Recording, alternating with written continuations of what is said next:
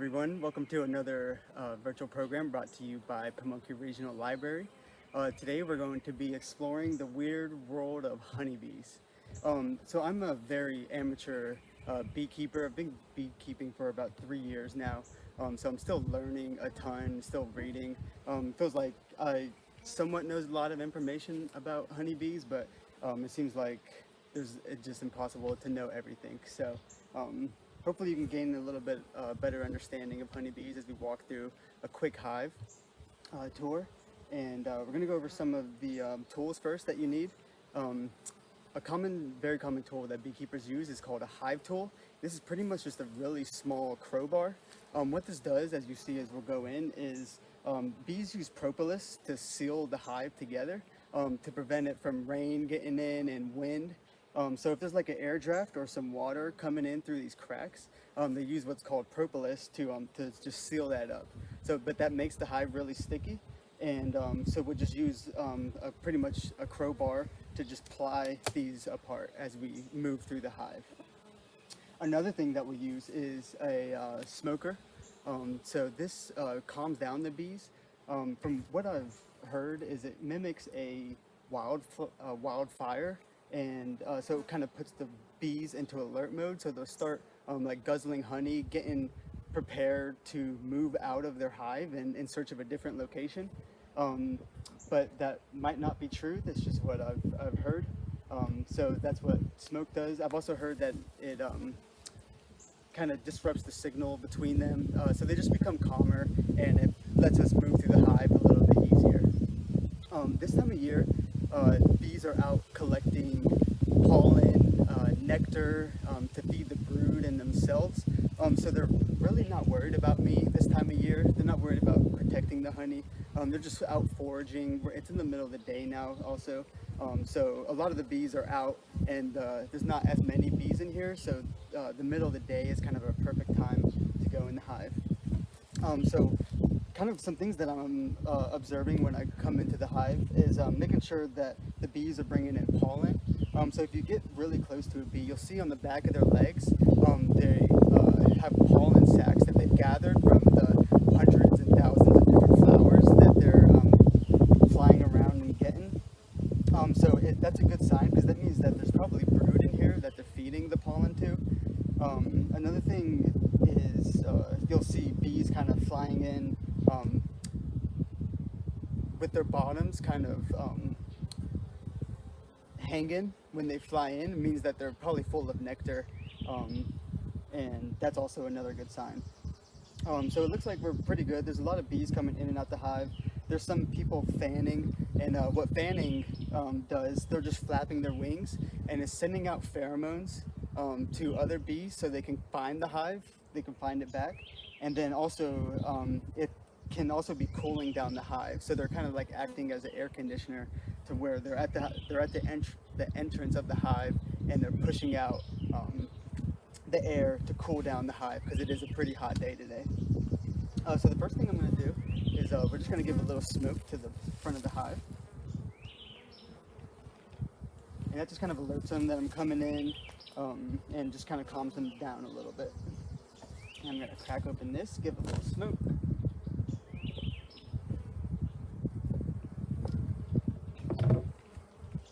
Okay. And I try to use the least amount of smoke as possible. Mainly I'll just use smoke if I see them getting agitated, and you can actually hear them getting agitated. They'll start emitting kind of a more noisy, buzzy noise, and that'll kind of give me an indication to smoke them a little bit, calm them down. Set that to the side. So here we have our hive top. So this is what keeps all of the rain and stuff, and this is actually a plastic hive top. With wooden ones, they can kind of mold, and mice and different bugs can get up into them. So plastic, I just prefer plastic. And we're gonna crack open the hive using our hive tool.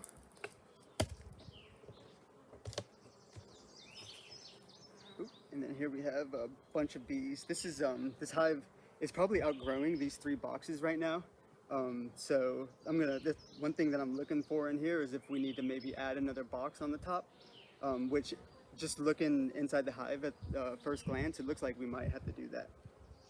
So here we have, and also as I'm going through the hive, I'm just kind of glancing over to see if I can find the queen. The queen is a really good sign that the hive is laying as it should and producing more baby bees, brood, and honey.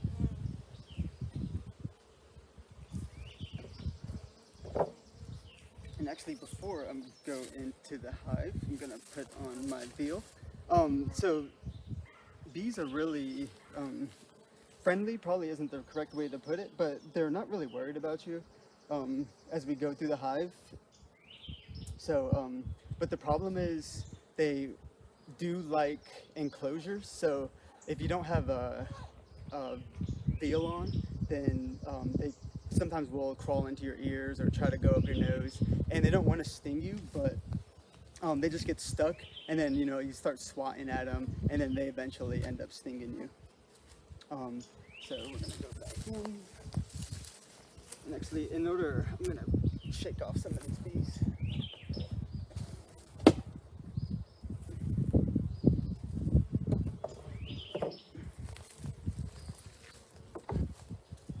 Just gonna give them a little smoke.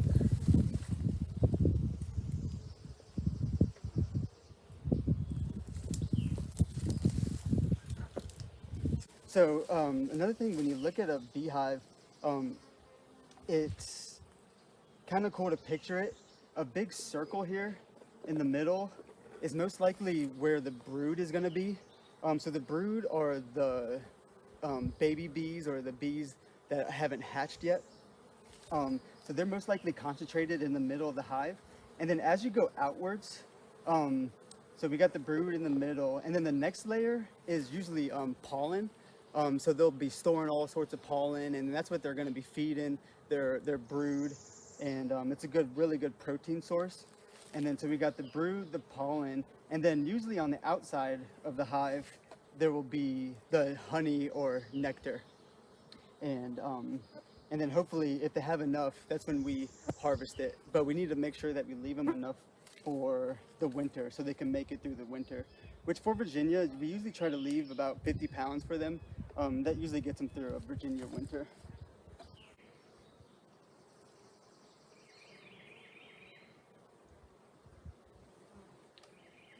So here we actually have a really nice frame of capped honey that I can show you. So what we have here is all of the white stuff is capped, what we call capped honey. So what a bee does, and if you look up in the corner over here, and this is uncapped right here. So a bee will fill it with nectar, and then once it's full, what they'll do is cap it with wax. And what that'll do is preserve it, and they actually do a whole process of fanning it and getting it to a right moisture content.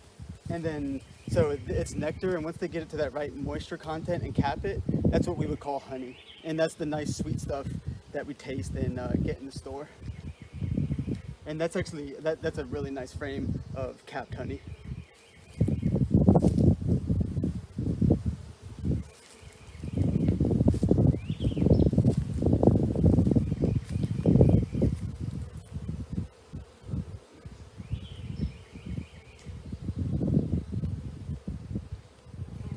And I'm just trying to be careful as I go through the hive.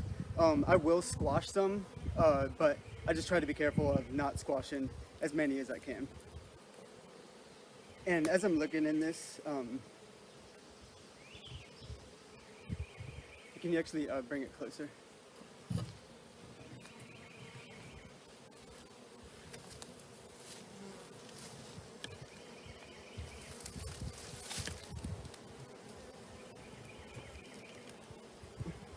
And then here we have another full frame of honey. And this, it's kind of hard to tell the weight, but this is probably a good 10 to 15 pounds.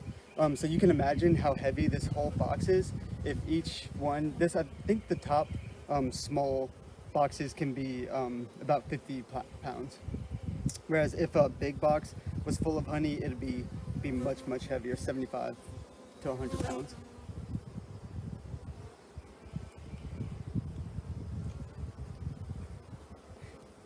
So I'm just gonna go in probably quickly into this. And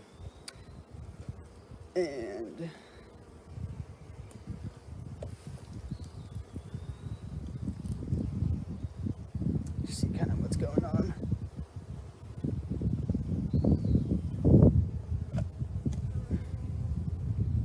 This is another nice frame. And then here you can kind of tell a little bit of a difference. Let's see if I can check out. This is the same as the white honey. It's just capped a little bit differently. Sometimes they cap it to where the honey is touching it and the wax, and it just kind of gives that darker color. But they're both still really nice. This is exactly what we're achieving. So this is what we would harvest when we go to harvest the hive.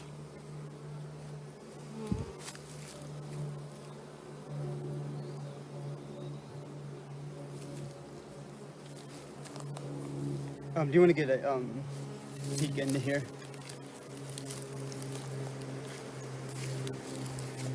Okay, cool. Yeah, let me open one up.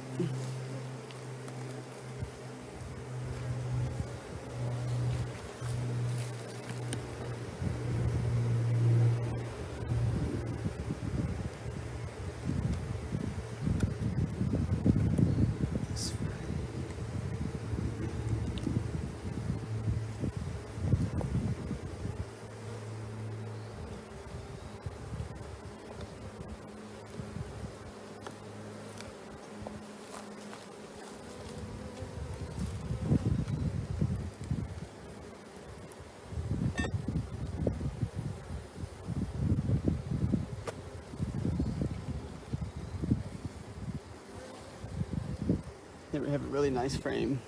Another frame of honey. Capped honey.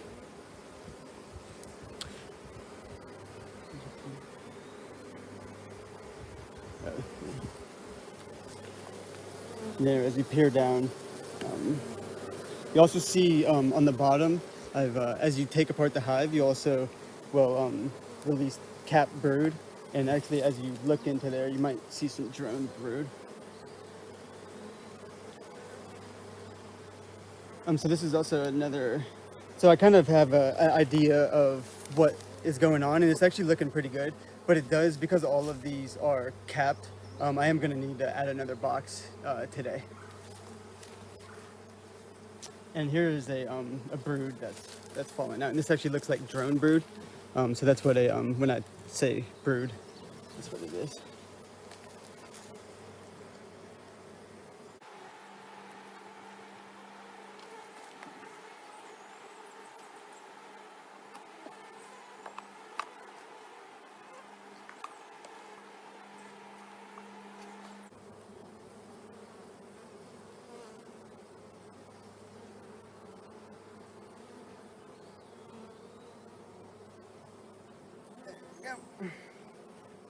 Okay, I'm gonna give him a little smoke. Calm him down a little bit, and then we're gonna go into the next box. So this top box is full of honey. That's right, that's the outside. So as we go down, what I'm gonna be looking for is make sure that the queen is laying properly, and look for brood and eggs and different signs that the queen is in fact laying properly.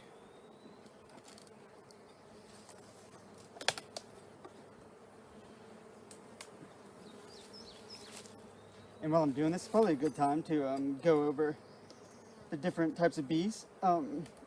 So obviously the main bee is, obviously you probably heard, is the queen bee. So that she controls the entire hive. If the queen dies, pretty much the hive is probably not too far along behind it. They do have different mechanisms to where they will actually create their own queen, which a lot of the times does happen. But if they don't have an egg to create the queen, then there's no way for them to create it.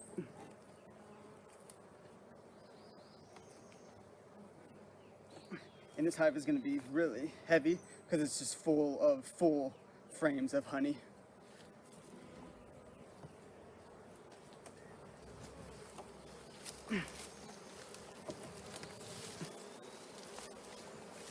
And here you can see, this was, ouch. Oh, you got me. So what we'll also go over when you get stung, here's a stinger in it. And then what's on the end of it is it's actually a venom sac. So you don't want to pinch it. What you want to do is actually just scrape it out because it's got a little barb on it. And it will, if you pinch it, it'll release the rest of the venom into it. So it hurts for a little bit, and my finger's probably going to be swollen, but it's not too bad. And that's what I get for not wearing gloves. Also, what happens when you get stung is they release pheromones in that site. So it triggers the other bees that there's an intruder coming in. And once you get one sting, you'll get like 7 more a lot of times. So I'm just going to smoke that, try to disperse that, and I'm going to give them a little smoke. And probably they're probably agitated because they had brood on the middle of these frames, and it looks like I squished some bees as I was taking out the hive. Okay, so after a little bit of technical difficulties, we're back into the hive. As you can see, the sun is now on us, and you might get a little bit better picture into the eggs. Sometimes you can only hold the frame at a certain point, and because the eggs are so small, it has to be light reflecting into them. So what we're going into now is called the brood chamber. So if you remember, in like kind of the center of the hive is all of the brood. So that's where the queen is laying eggs. Everything in the hive comes from the queen only. She can lay up to about 3,000 eggs a day if she's really in her prime. And it's just continuously laying. Okay, so a majority of the bees in a beehive are what's called worker bees, and those are all female bees. The life cycle of a worker bee starts as an egg. The queen will lay an egg into a cell. Eventually that egg will hatch and become brood. And then that brood over the next, I think about 21, 28 days, eventually will hatch. And bees are kind of interesting because they go through different phases of life, kind of like children, teenagers, and adults. So once a worker bee, which are all the female bees that aren't, the queen is also a female bee, but she gets fed royal jelly when she's in the egg stage, which actually makes her a queen. So what happens is a bee will emerge, a worker bee will emerge, and the first thing it does in this couple of days is clean its own cell. And it cleans it really good, make sure that the queen bee passes the inspection, otherwise she won't lay into it. And then it goes on to its next stage of life, which is a nursing bee, and it'll just stay in the hive, it won't fly anywhere, and it will just nurse all the brood, feed them pollen and nectar, and then just make sure that the temperature in the hive is right, and that those brood are growing big and strong. And then it moves on to its next phase of life, which is wax production. So eventually it'll start secreting wax, and that's where all of the wax comes from their wax glands. And then its next stage of life is they start going out and getting their wings, and eventually learning how to fly and guard the front entrance of the hive. And their final stage of the life will be a forager. So that's what you see all flying out of the hive, collecting pollen and nectar. And they can forage up to 2 miles from this hive. So it's pretty amazing how far they can fly for how little they are. And they're just feeding on thousands of different flowers a day, just to collect a little bit amount of honey. So I'm gonna give these a smoke, and I just wanted to show y'all what a brood frame looks like. So we have, this will be what's on top. It's called the honey super. So that's where all the honey, mainly honey, is stored. The next box down, these big boxes, will be brood chambers, is what they're called. So hopefully in the middle of these hives, in the hive, about right here, will be where all of the baby bees are gathering and growing and doing all that good stuff. So I'm gonna pull out a brood frame.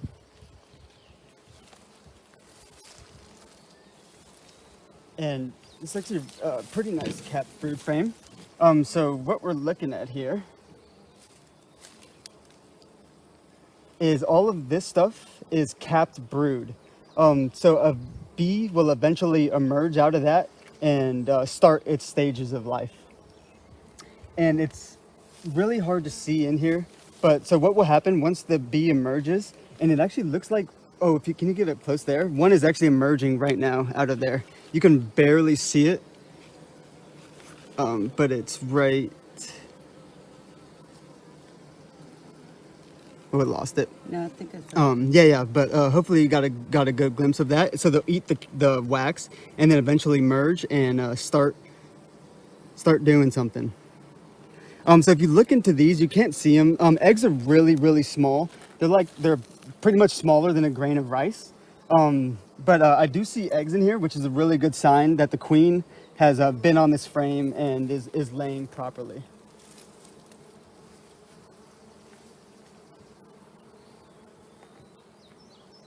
And then I don't think I went over drones. So drones are the male bees, and their only job is to reproduce with the queen.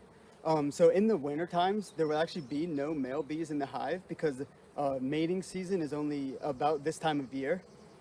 So what a drone does is there's actually mating places in the forest that the queens and drones, the queen will leave the hive at the beginning of her life and go and find these mating circles that all these drones are on and mate with up to like 10 to 20 different drones. And that's what allows her to keep laying eggs up to 3,000 a day, which is absolutely amazing. So I think you got a good glimpse into a beehive. Hopefully you learned a little bit. And if you have any questions, feel free to leave a thing in the comment, and I'll try to answer them.